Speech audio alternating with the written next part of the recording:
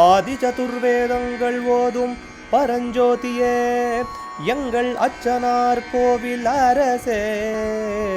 நம்புவோர்க்கு உபகாரி என்பதில் இவரன்றியில் நாட்டில் ஓர் தெய்வம் யார்கான். ஆதி சதுர்வேதங்கள் ஓதும் பரஞ்சோதியே எங்கள் அச்சனார் கோவில் அரசே. சுவாமியே சரணமையப்பா.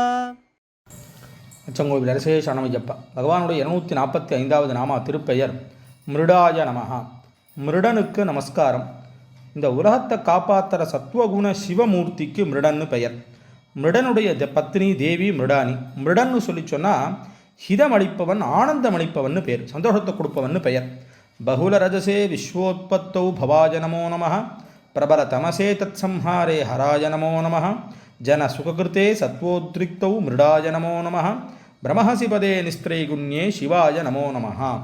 இது சிவமஹிம்ன ஸ்தோத்திரத்தினுடைய 30வது ஸ்லோகம்.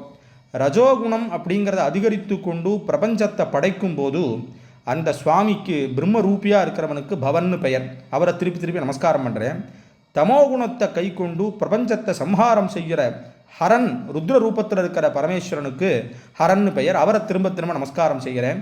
ஜனங்களுக்கு ஆனந்தத்தை அருள்வதற்காக சாத்விக குணத்தை மிகுதியாக கொண்டிருக்கும் மிருடன்னு சொல்லி இருக்கக்கூடியதான அந்த விஷ்ணு ரூபின்னு சொல்லலாம், மிருடன் அப்படிங்கிற பரமேஸ்வரனும் சொல்லலாம். அவருக்கு திரும்ப திரும்ப நமஸ்காரம் பண்ணுறேன்னு சிவமஹிம்ன ஸ்தோத்திரமானு தெரிவிக்கிறது. மிருடாய நமஹான்னு சிவாஷ்டோத்திரத்துடைய 91வது நாமாவும் தெரிவிக்கிறது.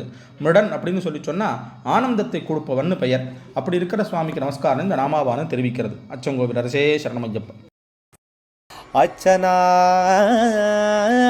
கோவில் அரசே. சுவாமியே சரணமையப்பா.